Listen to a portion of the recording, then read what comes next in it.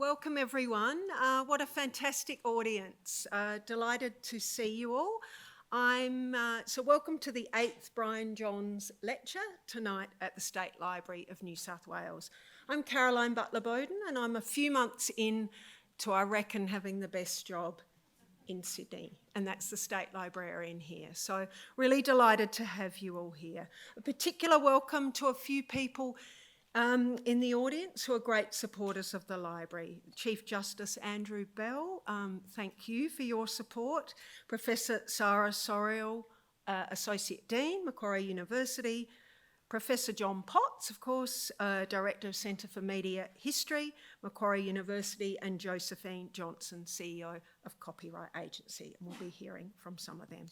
But before we begin, I'd like to acknowledge the Gadigal people of the Eora Nation on whose land we meet tonight. The State Library looks after some of the deepest, most important colonial collections in the country. It's a role we take really seriously, and I want to pay my respect to elders past, present and emerging. And a big shout out to our Indigenous engagement team who do fantastic work right across this great state.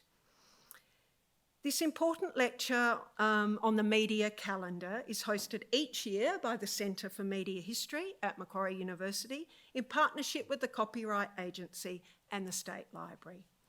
It's conceived, of course, to commemorate the great life and work of Brian Johns, best known for his media roles, both as a working journalist and as Managing Director of the ABC and CEO of SBS. The library, every night in this wonderful new auditorium, we host events such as this one, where leading writers, journalists and thinkers are able to share insights, ideas and really bring people together at the centre of the city.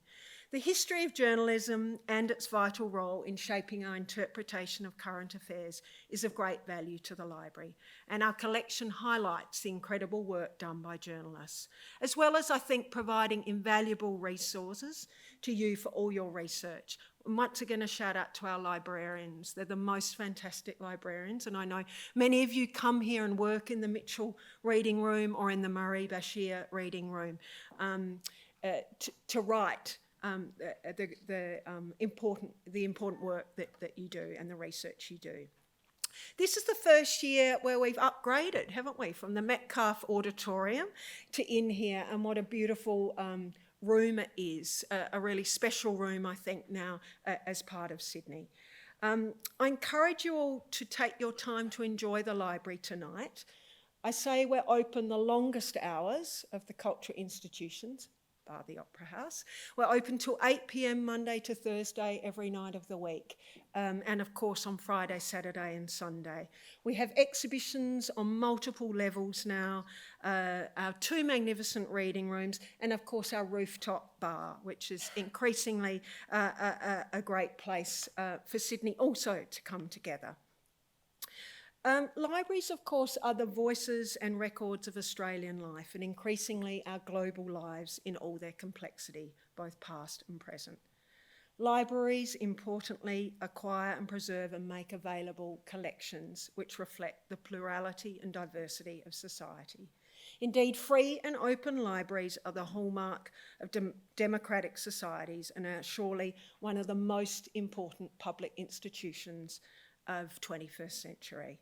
Yes, we're gatherers of sharers of documents and manuscripts and books and paintings and so forth, but we're also gatherers of people to connect, to study, to feel part of something much bigger through uncovering the past and making sense of our present and future. I'm thrilled that you're all here tonight. It was great to meet Nick, and of course it's wonderful to be able to pass over to an old friend of mine, Professor John Potts, who's our MC for tonight. Thank you for joining us.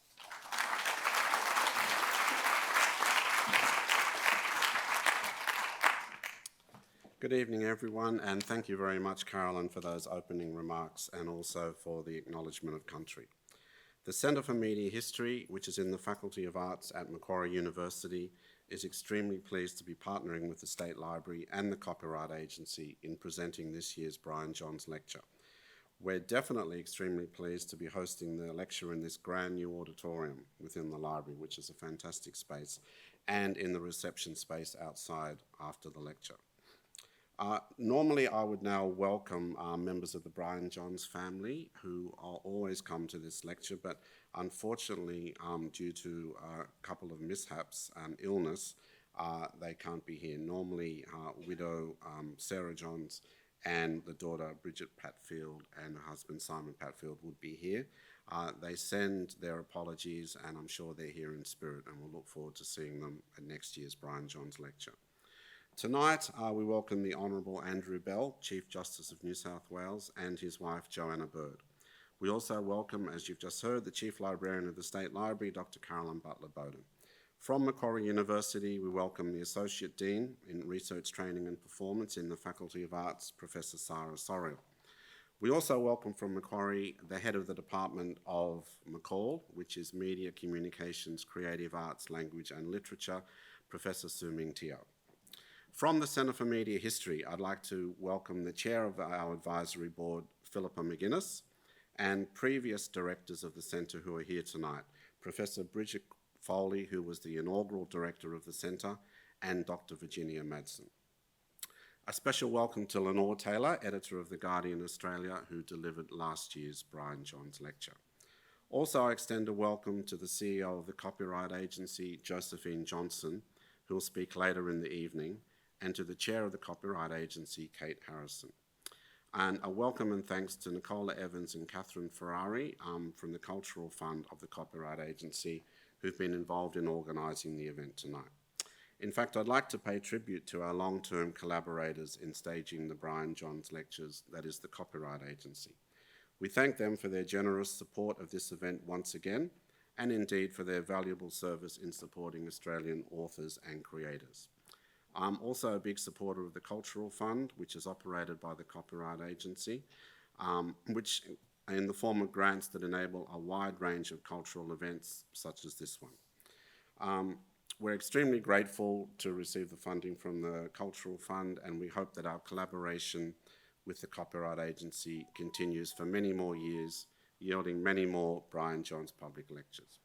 Now, shortly tonight, Professor Sarah Sorial will invite Nick Bryant to deliver this year's Brian Johns lecture. I'm sure we're all looking forward to tonight's lecture, in which Nick will talk about Donald Trump, American authoritarianism, and how journalists should cover him and it. I was wondering what response we get for that. This is a photo Nick sent me, I think, to prove that he has in fact met and interviewed Trump, perhaps that he has been exposed to Trump, as evidenced in the photo. That's Nick in the foreground. Slightly out of focus, possibly on purpose. When Nick told me of meeting Trump, I immediately wanted to know how Trump behaved, whether he attempted his dominating handshake trick, in which he pulls the other person off balance and into his orbit. Nick may mention his Trump greeting and how it went in his lecture tonight, while discussing the much more serious subject of American authoritarianism. You may well then have a chance to ask Nick in person, off the record, as they say, about Trump later tonight at the drinks reception. Now, after the lecture, there will be a Q&A session, so you'll have the chance to ask Nick any question that you're interested in. Then Josephine Johnson from the Copyright Agency will deliver concluding remarks, but the night doesn't end there. We merely adjourn outside there for the reception, when no doubt questions and conversation will continue. I note as well that the lecture tonight is being recorded by Radio National for our program of The Big Ideas, and the lecture is also being filmed and will be posted to the Centre for Media History website, where you can see it along with the previous 7 Brian Johns lectures. I'd now like to invite to the stage the Associate Dean, Research, Training and Performance in the Faculty of Arts at Macquarie University, Professor Sarah Sorial.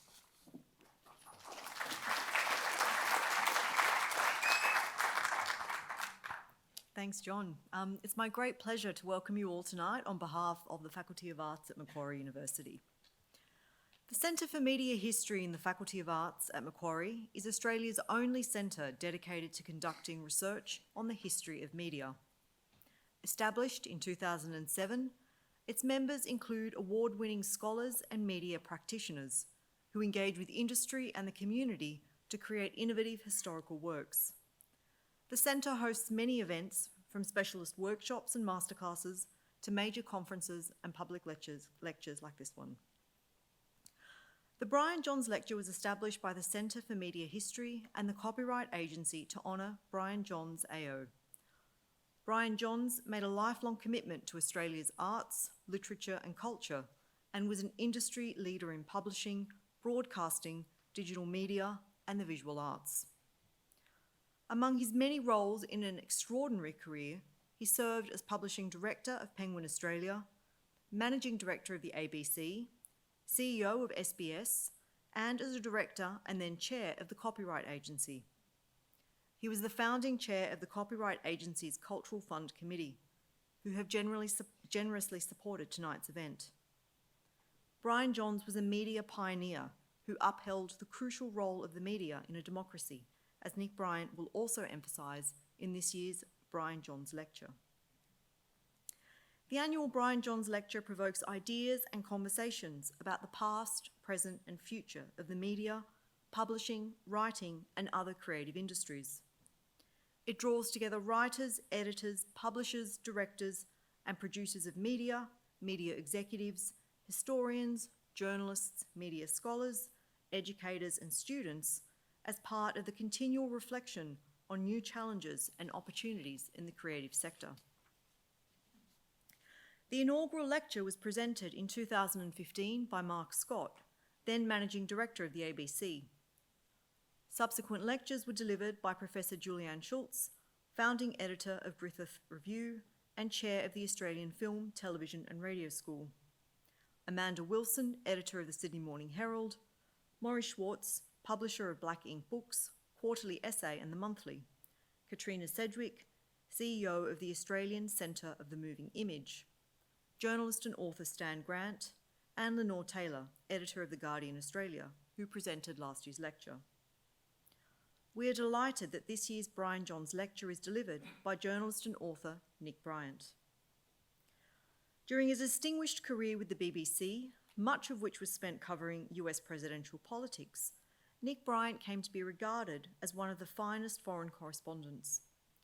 He is the author of a number of books, including The Rise and Fall of Australia, How a Great Nation Lost Its Way, and more recently, When America Stopped Being Great, A History of the Present, which Joe Biden keeps in the Oval Office.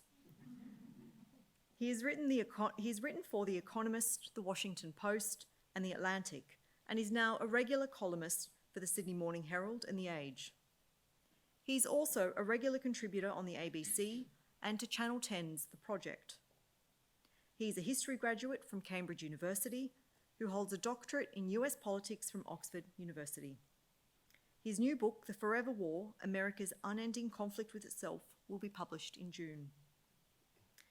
This year's lecture title is Donald Trump, American Authoritarianism and How Journalists Should Cover It. The lecture will describe how Donald Trump taps into an authoritarian tradition in American politics that includes unexpected characters in the American story, and asks the question, how should journalists cover such a norm-busting and rule-breaking political figure? Over to you, John.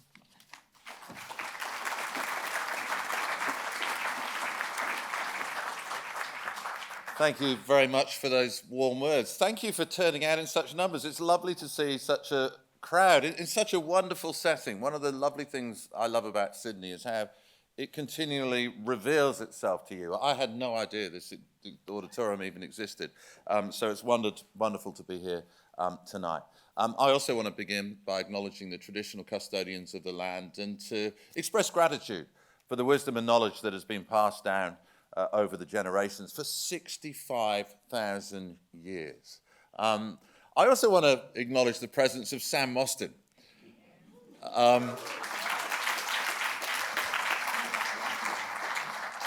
Sam, I'm thrilled for you and I'm thrilled for Australia that you are going to be the next Governor-General.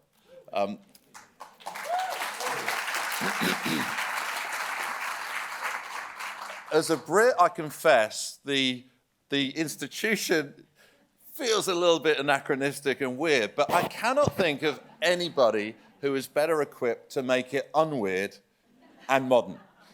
So good luck as you take up your new role. I also want to acknowledge Brian Johns. Alas, we never met, which is a great shame because I sense that we shared the same journalistic DNA. And a belief in public broadcasting, a belief that public broadcasting continually needs to be renewed, a belief that public broadcasting continually needs to be rethought, and a belief that public broadcasting continually needs to be defended. I see in Brian a kindred spirit, somebody who loved newspapers, somebody who loved broadcasting, somebody who loved books. It's great that this lecture honours his memory. I noticed that he passed away in early 2016. That was such a big bang moment for journalism around the world. It was a year of Brexit in my homeland. It was a year of the shock victory of Donald Trump. How we could have benefited from Brian Johns' wisdom and sagacity as we navigated these disorientating times, which have raised such vexed questions for the media. Certainly they weren't waters that I ever expected to navigate when, I met Donald Trump in Trump Tower in 2014. It was about 9 months before he came down the Golden Escalator, a portal, incidentally, which many of his supporters believe was a stairway from heaven. It was actually proof that he was sent from God. And as John said, it was kind of interesting to shake his hand. Trump is a famed germaphobe. I was really worried that if I put out my hand, he wouldn't actually take it. But he not only took it, he was incredibly friendly. Friendly almost to the point of obsequiousness. "It's such a great honor to meet you," he said. I really thought he got those words in the wrong order. But I think he regarded the BBC as an offshoot of the British royal family, and that I was some kind of minor royal. And it was interesting as we went through to his boardroom, which is nothing like the kind of firing chamber on The Apprentice, which has those mahogany walls. It's actually quite a beautiful space with lovely views of Central Park down Fifth Avenue.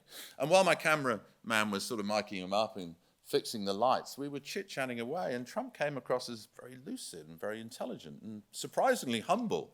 These were the days when he enjoyed the company of the press. He didn't regard us as fake news and enemies of the people. We were having a good time. We were getting on well. And then the camera went on, the red light went on, and Trump's persona just completely changed. He came up with these kind of crazy boasts. He came up with these crazy conspiracy theories about wind farms, the nostalgic nationalism that would become such a part of his presidential run. He spoke about that. And one of the mistakes I made when Trump was elected president was that maybe we would get the Trump that I saw before the camera went on. And of course, we got the Trump when the camera went on, times 1,000. Often the magnitude of the presidency has a humbling effect on its occupants. Lyndon Johnson spoke of how the awesome responsibility, the awesome power that you immediately gain has an instantly humbling effect. Now, of course, Donald Trump, this was very opposite. He didn't suffer from imposter syndrome at all. Indeed, in his first television interview with ABC News, the American ABC News, he likened himself already to Abraham Lincoln, the greatest president that have ever existed.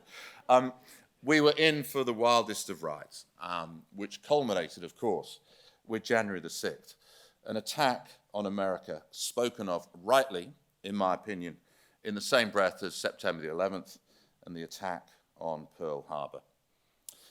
In the early days of his candidacy, perhaps the smartest piece of commentary came from the Atlantic writer Selena Zito, who posited that Trump supporters took him seriously, though not literally, while detractors took him literally, but not seriously.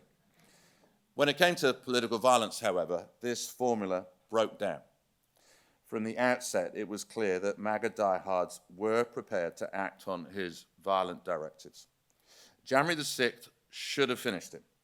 This was an American insurrection mounted by a sitting American president. He urged American to fight American. Yet just 7 weeks after the storming of the US Capitol came the consecration of Donald Trump at a conservative conference in Orlando that felt more like a cult conclave. Under the palm trees that lined the sidewalk outside, flora that seemed fittingly apostolic, Trump followers bellowed the former president's name through bullhorns and cheered when a mobile billboard was driven past, illuminated with what was meant to be a trolling taunt, January the 6th reunion. They loved it. It was a badge of honor. As I myself discovered, journalists who interviewed members of the crowd and pushed back against the fantasy that Trump had been the victim of some terrible electoral fraud were encircled by angry supporters with the manic energy of big lie true believers. More so than ever before, the press were the enemies of the people. It was the first time during the Trump years that I actually felt physically at risk. All religions need demons as well as prophets, and inside the convention hall, delegates could purchase Nancy Pelosi toilet paper and Not My Dictator t-shirts portraying Joe Biden with a Hitler-style moustache. But here also was something we had not cast eyes on before, a gold-plated statue of Donald Trump wearing garish Old Glory swim shorts, a shining icon, which looked like the 1980s had thrown up all over it. Delegates queued up to have their photos taken alongside, like giggling nuns posing next to the Pope. The climax of the event came on the final afternoon of the conference, a Sunday, fittingly, when his arrival on stage to deliver his first speech since leaving the White House felt like a celestial event.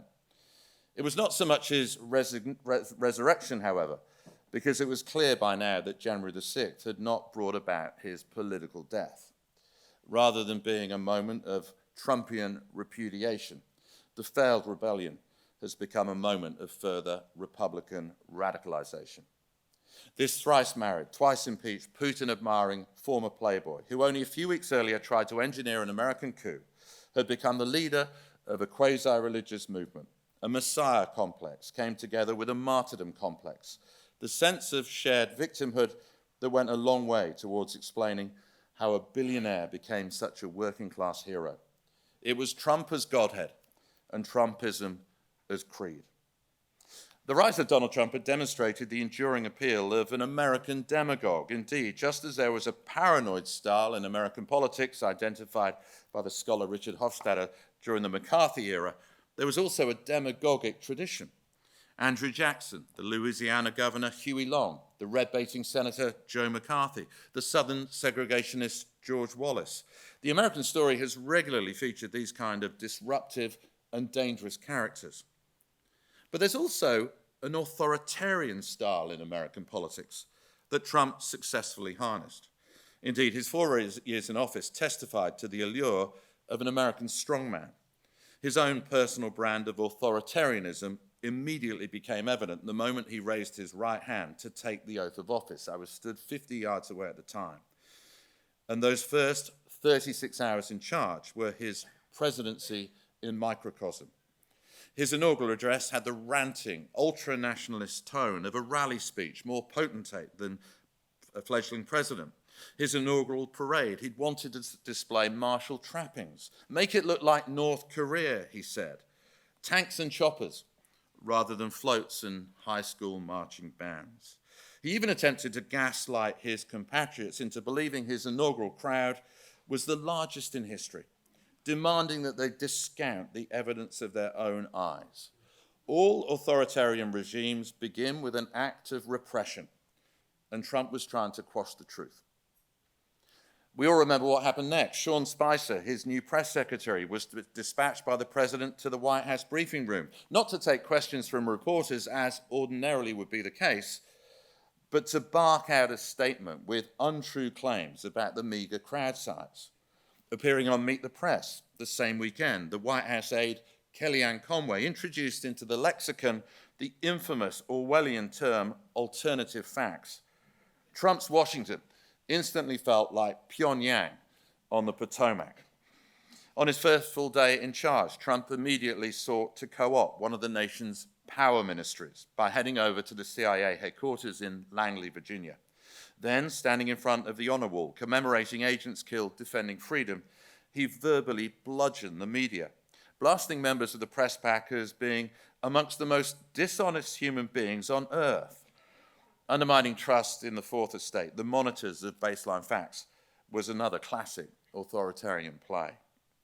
More worrying, but less prominently reported than his crowd-sized deception, was his empty claim that up to 5 million votes had been cast illegally for Hillary Clinton in the 2016 election, which explained why she'd outpolled him by 3 million votes.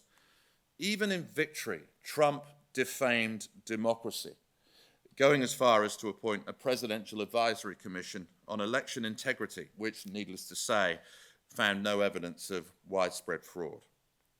Trump believed that power flowed through the tip of his Sharpie pen.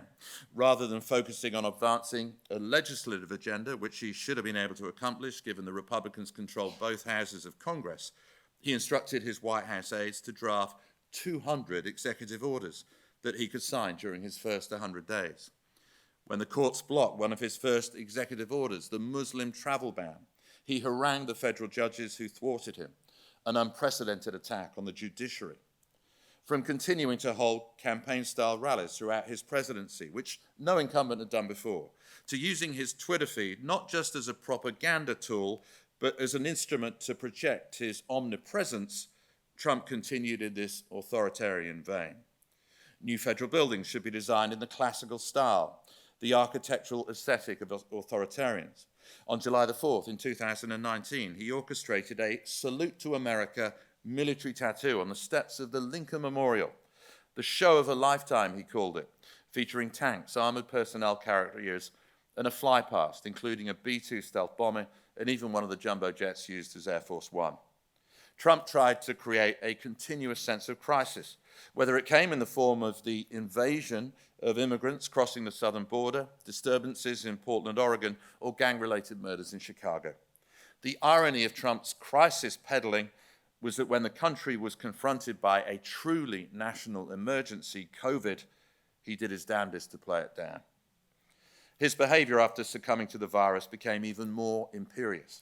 First, he insisted on being paraded in a presidential drive-past before supporters gathered outside the hospital. Then he choreographed a triumphant return to the White House, in which he came across as an American Il Duce, right down to the balcony scene at the end. This primetime spectacular looked more like bad comic opera, the apotheosis of his hypermasculine style. In private, Trump could be even more extreme than he was on Twitter. To deter immigrants from crossing the Mexican border, he suggested building an alligator moat stocked with venomous snakes, and that migrants could be shot in the legs to hamper their advance. Journalists, he said, should not merely be imprisoned, but eliminated. These people should be executed, he said. They are scumbags. When protesters gathered outside the White House at the height of the George Floyd protests, he asked his then Defense Secretary, Mark Esper, can't you just shoot them? Just shoot them in the legs or something. Little of this should have come as a surprise, since one of the most blatant manifestations of his autocratic leanings was his unconcealed adulation of despots. The Philippine presidents, Rodrigo Duterte, the Saudi prince, Mohammed bin Salman, Kim Jong-un, and his friend and hero, Vladimir Putin. I was traveling with Trump in 2019 when he invited the despot he once ridiculed as Little Rocket Man to join him in the demilitarized zone that separated the two countries. A meeting teed up by a presidential tweet, which gave it the feel of online dating. The impromptu summit also had the chemistry of a romantic reunion, no matter that the dictator's crimes included murder, enslavement, rape, torture, forced abortions, knowingly causing mass starvation, and carrying out executions with anti-aircraft guns and flamethrowers. In their aptly timed book, How Democracies Die, the Harvard academics Stephen Levitsky and Daniel Ziblatt developed 4 behavioral warning signs to help identify an authoritarian. First, when a politician rejects the democratic rules of the game. Second, when he denies the legitimacy of opponents. Third, when he tolerates or encourages violence. And fourth, when he indicates a willingness to curtail the civil liberties of opponents, including the media. Prior to 2016, Nixon was the only modern president to meet any of those criteria. Within his first 100 days, Trump had ticked off all 4. So if the evidence of Trump's authoritarianism was so overwhelming, why did we in the media not do more to call it out? Admittedly, it's a scratch I keep on itching. A problem for news organizations was that we were covering an abnormal presidency while trying to abide ourselves by normal rules of journalistic engagement. Likening a sitting president to a pre-war European dictator violated our behavioral norms. It crossed the line. Trump's attacks on the media, moreover, made impartiality even more of an imperative. He thrived when we became oppositional and adversarial. Nor did we want to follow him into the gutter, which is precisely where he wanted us to descend. The problem was that in trying to remain normal ourselves, we normalized him. Though we regularly use language such as jaw-dropping, unprecedented, unorthodox, mainstream correspondents were reluctant to reach for stronger speech, such as fascist or its diluted but still strong derivative, fascistic. Many of us were squeamish even about using the word lie to describe his thousands of falsehoods, because it implied we could read his mind and be certain of intent. Similarly, we were hesitant about labeling him racist, despite decades of incriminating evidence. Though frequently we reported on his admiration for authoritarians, we were not ready to lump Trump fully in with them. Institutional timidity also kicked in. The BBC Complaints Unit, a body independent of its news division, found against me when I described the 10 out of 10 score that Trump awarded himself for the handling of COVID as being amongst his ridiculous boasts. However, to say it wasn't ridiculous was ridiculous. The Complaints Unit also ruled that I'd overstepped the mark in speaking of Trump's narcissistic hunger for adoration and mind-bending truth-twisting. But again, both were incontrovertible. Additionally, it found that I'd broken the BBC's impartiality rules because my coverage of Trump, in the words of the ruling, was not offset by the limited and relatively restrained criticism of the Democrats, Joe Biden, and Congress. But this was false equivalence gone mad. Both siderism taken to the point of absurdity. In order to speak of Trump's ridiculous boast, was I really expected now to concoct equally ridiculous boasts from Biden and to cite evidence that did not exist? Evidently, our definition of impartiality has become so warped that we could no longer draw attention to Trump's flaws without suggesting a parity of wrongdoing with Joe Biden. Fearful of being seen as elitist and anti-populist, especially in the aftermath of Brexit, even as august an organisation as the BBC was sometimes hesitant about telling the full truth. This I say out of a sense of dismay rather than bitterness. I'm reluctant to levy criticism against an organisation I love. It's also worth pointing out again that I was up against the BBC Complaints Unit. The BBC News Division backed me to the hilt. But the effect of all this was to report Trump as a rogue president rather than an aspiring autocrat, or as he later became, a fully fledged authoritarian. The effect of these kind of rulings was to impose a kind of self-censorship. Another analytical shortcoming of the media as a whole was our failure to properly excavate the past. All too often, we recycled the lazy cliche that Donald Trump was a president like no other. All too often, we disregarded or failed to explore the history that contradicted that storyline. Trump is not such an outlier as is ordinarily supposed. President Andrew Jackson, who served between 1829 and 1837, is the most obvious example. Dubbed King Andrew I, this brutal former general rode roughshod over Congress and has been likened by historians to an American Caesar. Donald Trump regards him as his presidential soulmate. His portrait hung in the Oval Office during his presidency. John Adams, the second president, tried to ban the opposition. Thomas Jefferson also subverted the spirit and letter of the Constitution. The boldest move of his presidency was also the most legally dubious, the Louisiana Purchase, which almost doubled the size of America. It was not just a land grab, but a power grab. In the early 20th century, Woodrow Wilson, a supposed paragon of progressive virtue, bordered on the despotic when faced with the twin threats of Imperial Germany and the Bolshevik Revolution. Even the saintly Abraham Lincoln was prepared to break the Constitution in order to save the Union. As the Civil War raged, Honest Abe ripped up the First Amendment by censoring the press and arbitrarily imprisoning thousands of political opponents, some merely for singing Confederate songs. Yet for all these transgressions, he resides still on his historical throne of grace.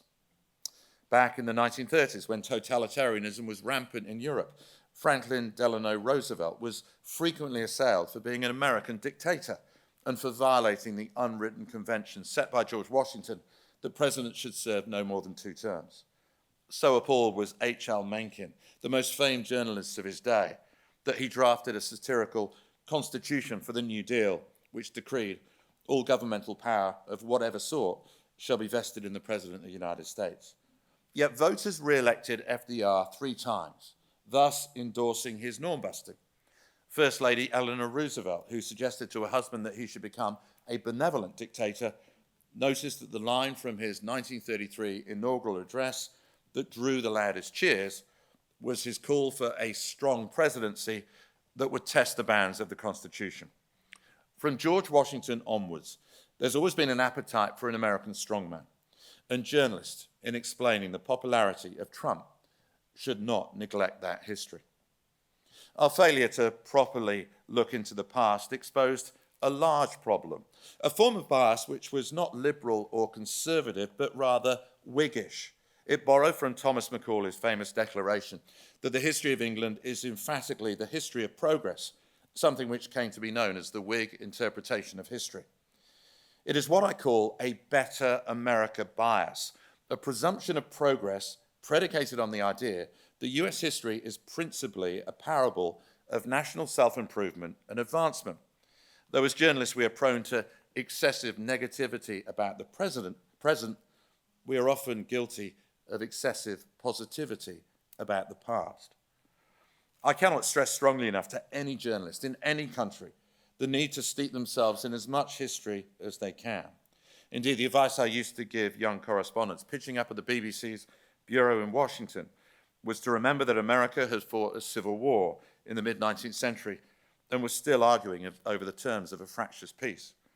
Much like the modern phrase, sorry but not sorry, which is used sarcastically to indicate a lack of remorse, the brief ceremony which brought the armed fighting to an end was a surrender but not a surrender. More than 150 years on, there is an extent to which we continue to live in the post-bellum era. Yet we continue to live in the pre-civil rights era as well, because so many of the issues that led to the breakup of the Union have never been fully resolved. That is why I would now amend my advice to those young journalists. The existence of 2 Americas long predates the Civil War. Division has always been the default setting. Victory at the Battle of Yorktown brought American independence, but it did not mean American nationhood was a given.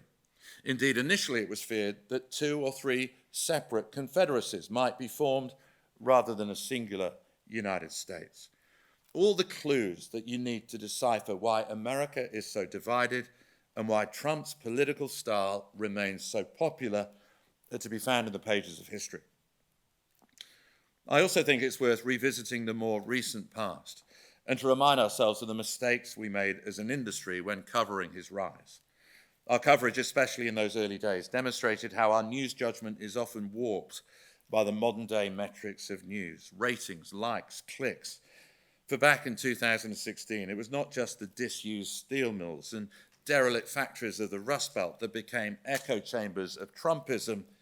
The media massively amplified the message as well.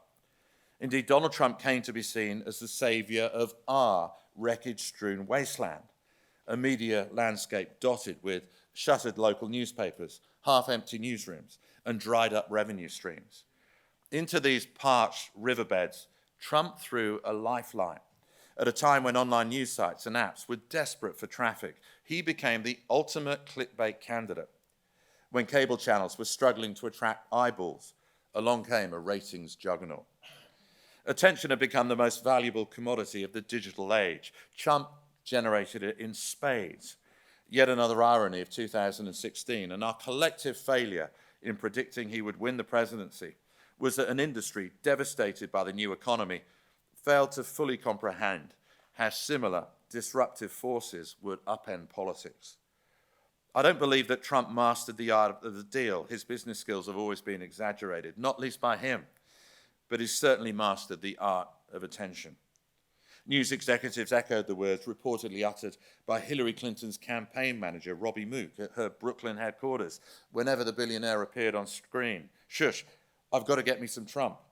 The result was a form of relationship addiction, almost a textbook case study of codependency, an excessive reliance on a partner who requires support for an addiction or illness that ends up being one-sided, abusive, and destructive. On cable, he became the man not just of every hour, but every minute. Even when he wasn't on screen, CNN routinely broadcast an empty podium awaiting his arrival, next to a countdown clock indicating when he'd speak. On network television, the breakfast shows tore up their production values to allow Trump to appear on his mobile rather than the studio of our satellite, the kind of phoners ordinarily permitted only in the event of important breaking news. Trump inevitably prospered from one of the strongest forms of partiality in our industry, what I call better story bias. Back in 2016, who wanted to follow low-energy Jeb Bush, who sounded like he'd been tranquilized when Trump was holding a stadium rally in the next town? Why cover moderate candidates when the algorithms favored Trump's extremism? No other candidate offered anywhere near the same journalistic entertainment value or dopamine hit. So many modern media trends work to his advantage, from cable channels who favored outrage and confrontation, to the fact that so many journalists now virtually live their professional lives on Twitter, a medium Trump quickly mastered and conquered. He crowned himself the Ernest Hemingway of 140 characters. The Barnum and Bailey-like atmosphere surrounding the race, with Trump in the role of ringmaster, brought a stern rebuke from President Obama. I just want to emphasize the degree to which we are in serious times. And this is a really serious job, he said, from the podium of the White House press room. This is not entertainment. This is not a reality show. This is a contest for the presidency of the United States. But the president was swimming against a rip tide. The mood of the media industry was best summed up by Les Moonves, the former CBS president who was fired for sexually abusing female employees. It may not be good for America, he said, but it's damn good for CBS. Unquestionably, the media gave Trump a huge assist, but it's also worth remembering that by the time he ran for the presidency, the reality TV star was a one-man media conglomerate. In 2016, he could boast more Twitter followers than the traditional outlets like the Washington Post. The traditional gatekeepers of the news were no longer significant because there were no longer any gates. Few understood this better than Donald Trump. He knew that the future in politics belonged to those who generated their own content. He was the new media. I realize that this all now sounds like old news, but I would argue that it's worth revisiting because we're already repeating the same mistakes again. In the three-ring circus that is modern-day American politics, Trump remains the ringmaster. The mesmerizing focus not just of the MAGA faithful, but the global media as well. His 4 separate arraignments in New York, Miami, Washington, and Atlanta became like a blockbuster summer franchise, with a new premiere seemingly every other week. The modern-day tools of news gathering mean that we can follow pretty much Trump's every move as he journeys from the gates of Mar-a-Lago to whichever courthouse he happens to be appearing in that day. But just because we can cover that doesn't mean we should cover that. Yet for ratings-chasing TV executives, Trump is still a tangerine dream. For news websites, he's clickbait gold. For commentators like me, he remains the gift that never stops giving. One trap that we are already falling into is the journalistic compulsion to balance negative coverage of Trump with equally negative coverage of Joe Biden, as if there needs to be a parity of negativity. Inevitably, then, we keep on returning to the issue of the president's age and mental state, a legitimate area of inquiry for sure, and one that I've written about at length. But the problem is that Biden's advancing years end up receiving a laser-like focus, whereas there's more of a strobe effect when it comes to Trump's 91 separate felony charges. This is precisely what happened in 2016, when Hillary Clinton's emails, with her email scandal, to demonstrate our impartiality and to offset coverage of Trump's myriad scandals, we kept on returning to her emails. When researchers crunched the numbers, they found that the email scandal received more sentences of coverage than all of Trump's misconduct combined. This gets us into another area of journalistic partiality that often gets overlooked. It's the problem of journalists being so sensitive to the charge of liberal bias that they end up overcorrecting by producing narratives with a conservative slant. I saw this happen in 2000 when Al Gore, who was arguably overqualified to be president, was held to a higher standard by liberal-minded reporters than George W. Bush, who was manifestly underqualified to be president. I'd also warn against caricaturing Trump's supporters. The temptation always, as a TV correspondent especially, is to put a microphone in front of the person you expect to say the most extreme things, which at a Trump rally is usually somebody wearing a MAGA cap with a T-shirt emblazoned with an image of Trump dressed as Rambo or the Terminator. But the more interesting Trump supporters are the well-dressed women who turn up at rallies sipping Starbucks lattes, or the small businessmen wearing sports casual. A lot of smart people vote for Trump, and that's something the media should never ignore. We shouldn't always pick the lowest hanging fruit, the weird apples, although sometimes this kind of restraint can come back to haunt you.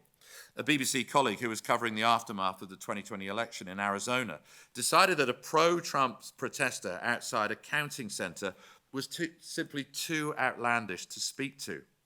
He was wearing animal pelts and, get this, a horned helmet. Crazy stuff. His name was Jacob Chansley, and on January the 6th, he achieved global fame as the QAnon shaman. But the focus on the QAnon shaman in the aftermath of the insurrection spoke of yet another modern media pitfall, the habit of turning even the gravest of events into comedy, whether in the form of jokes on Twitter, a late-night monologue, a skit on Saturday Night Live, a meme on Instagram, or months later, a Halloween costume.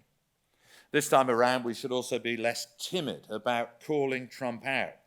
January the 6th brought his authoritarian tendencies to the fore. So let us not merely say that he is unconventional and norm-busting, but rather that he's an anti-democrat with dictatorial desires. I'm not suggesting that we liken him to Hitler, although there certainly are shades of Mussolini, but we should not be afraid to label him as an aspiring American autocrat. We should also be unafraid to draw parallels with the language of Hitler, which Trump evoked during the primary season when he made his racist claim that immigrants were poisoning the blood of America.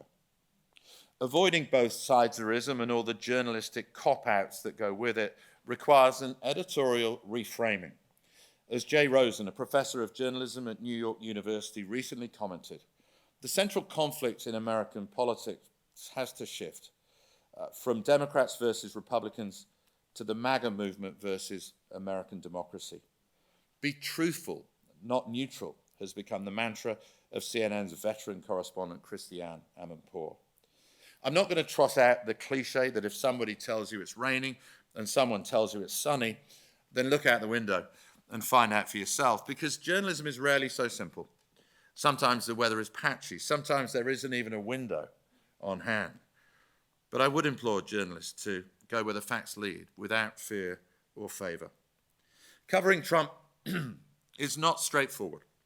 As Ed Luce of the Financial Times recently put it, no matter what approach America's media takes to Trump, controversy is assured. Ignoring what he says is negligence. Running his speeches live is an in-kind subsidy.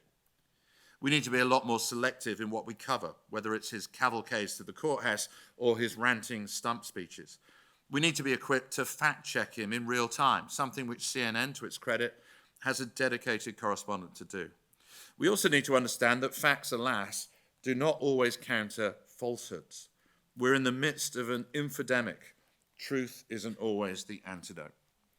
So we should not just debunk the falsehoods that Trump utters, but pre-bunk them as well, to alert viewers ahead of time about some of the bogus talking points that he routinely uses, which have no basis in fact.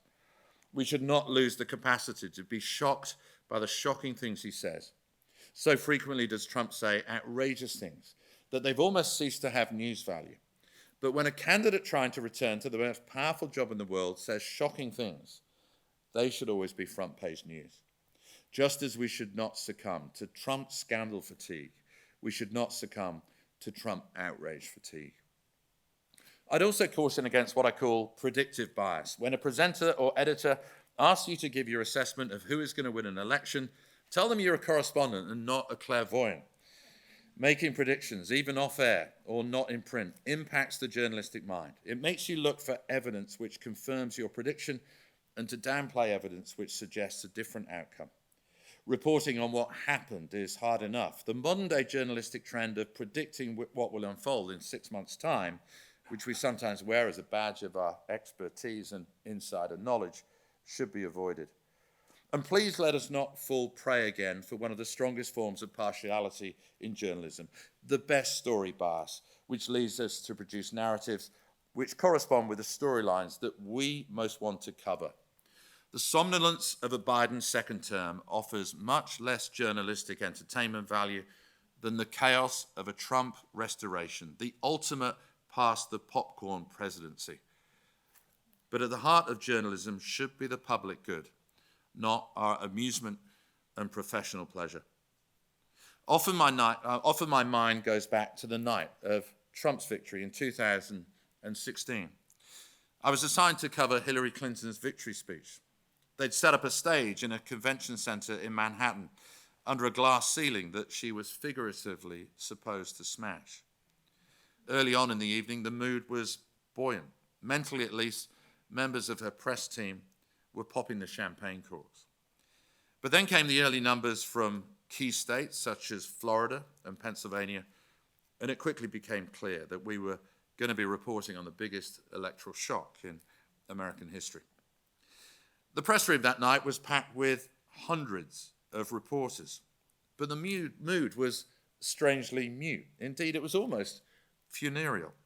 People paid to speak and write for a living struggled to come up with words. We also realized that we got the election terribly wrong. Had we got it right, we would have been over the Trump victory party a few blocks away in Midtown Manhattan. When our stories were filed and we eventually drifted off into the New York night, I vividly remember a young African-American wandering down the street and overhearing him tell a friend, "America has chosen hate." I also remember the words of a younger BBC colleague, which revealed a wisdom beyond his years. He predicted that a Trump presidency would require us as journalists to summon everything we had ever been taught and everything we had ever learned on the job. A second Trump presidency, if that what eventuates, would confront us with an even tougher test, a maximal test. I hope that as an industry, we are better equipped to meet that challenge. Thank you very much.